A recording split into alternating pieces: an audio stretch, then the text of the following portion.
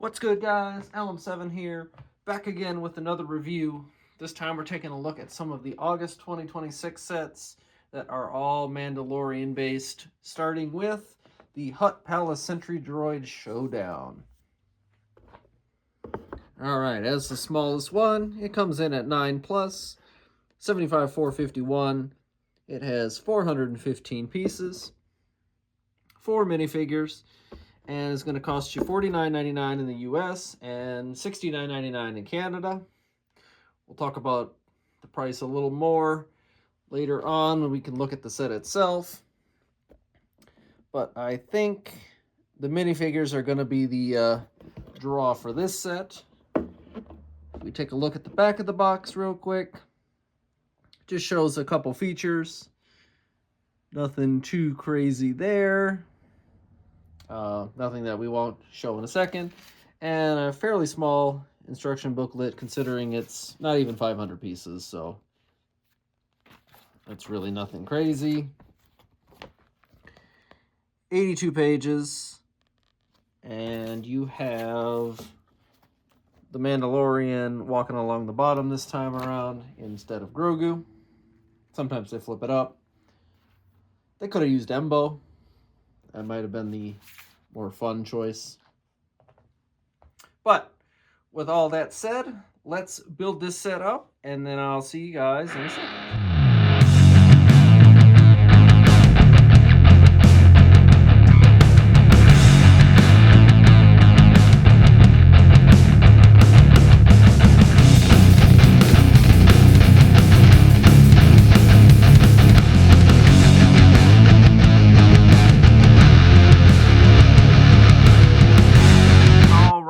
And we've built the set. So, as far as builds goes, it was, I guess you could say, unique, considering we've never had this particular Sentry Droid before. So at least that's fun. The guy himself was unique. The little door thing was kind of boring. But before we talk about all that, let's look at our guys. So, in every set, you get good old Mando. He's from his movie variant and looks fairly good, in my opinion. This time he's got his jetpack on.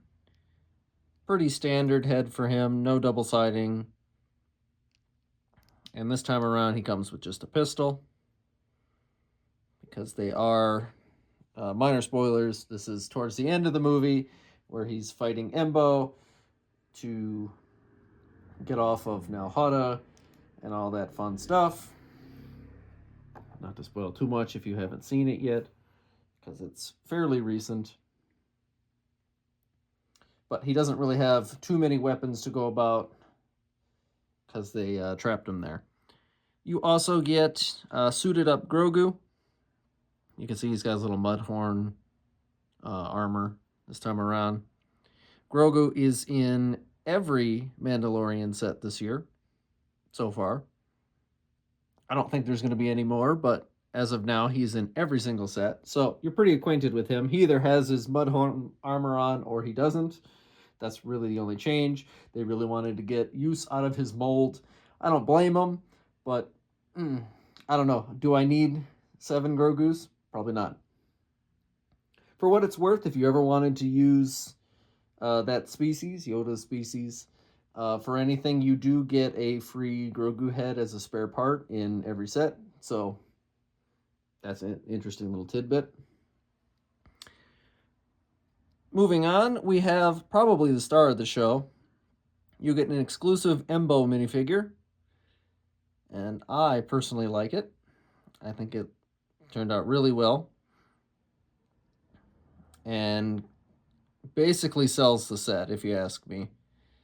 It's not the craziest printing or anything, but it's probably one of the few times we're ever going to see this guy, especially in this particular outfit. Decent head printing, no double siding, obviously, but he does have back printing on his head. Comes with a crossbow and his throwable shield helmet hat thing that he likes to wear. is printed, which is nice. So, I mean, it would really suck if there were stickers, but he is truly the reason you buy this set. I'm going to say it up front before we even start. But you also get Kaibu, his wolf partner. And I believe this is a new mold too. It looks pretty good, actually. So, Embo and his dog here are definitely the highlights of this set. No printing on the dog, except for his face. But considering I think it's a new mold, it's pretty nice, actually. The little red stud is not supposed to be there. I just didn't want to lose it, so he gets to hold an extra thing there. So for $50, you get some pretty decent minifigures this time around. Mando and Grogu are whatever. If you don't have them, cool. That's a bonus, obviously. But it's really Embo who leads the show in this set. Do I think he alone is worth $50? He might be later on. But the set is, as we're going to find out, okay in my opinion. So this part, the little door that they need to escape out of, it has one feature. It's on little clips and it just opens up. Really nothing too crazy about it. You know, this build takes you 3-5 minutes tops.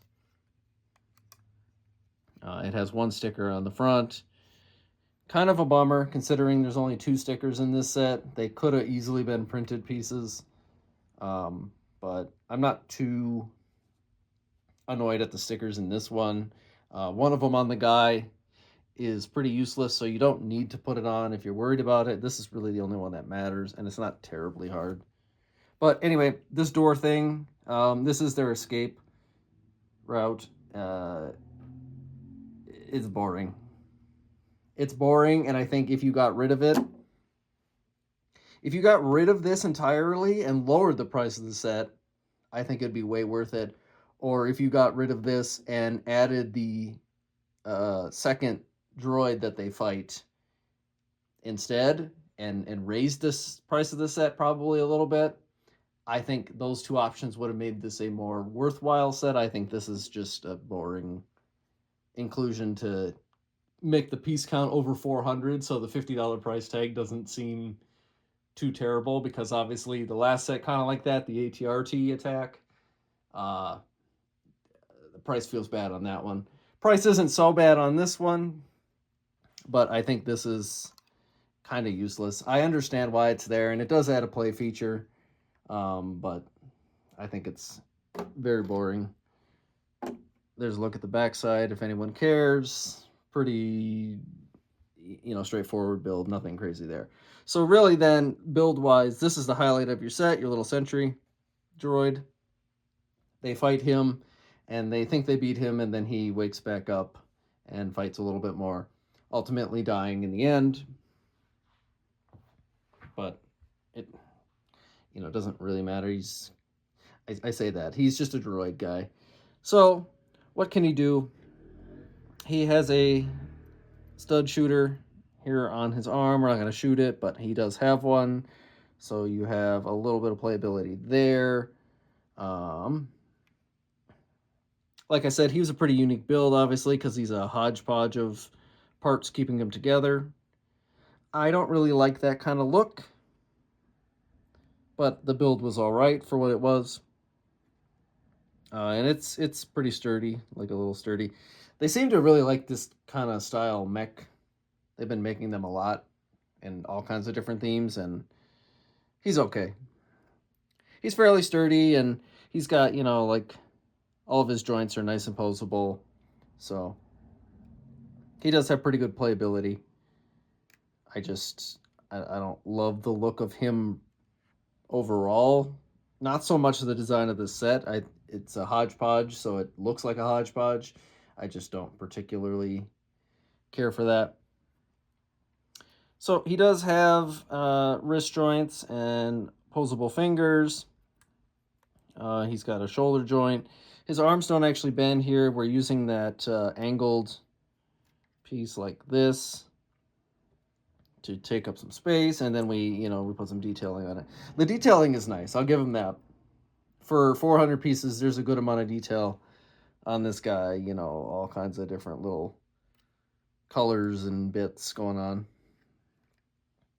So his arms and legs are fully posable, which is nice. So you can do a wide variety of dynamic poses.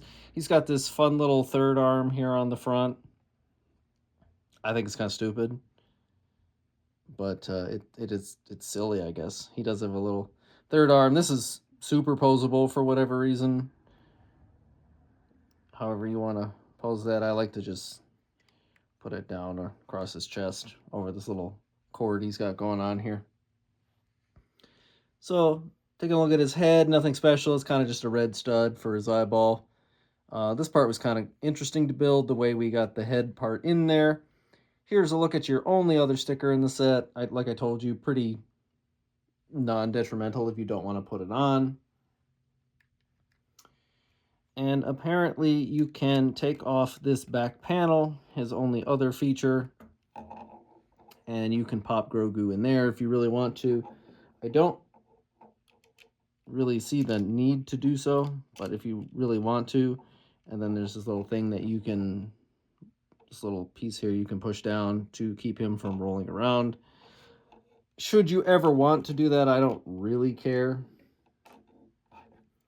I would only do that if like he didn't have a spot to sit on the set, but because of the little door thing, I can put Grogu on that and not lose him. So this is a good one for playability. You got some good characters, and the droid itself is very posable. The door is, like I said, pretty useless in my opinion. It does open, I guess, so you can play with that if you really want to. But that's about it for this set. I'm going to show a quick comparison, just because I mentioned it earlier. Here's the ATRT from earlier this year, just to show you the size. So the droid is a substantial amount bigger, you know, for what it's worth. They're similarly priced and all that fun. Obviously, you get a cannon with this one too, but nothing outrageous. He's a medium-sized guy.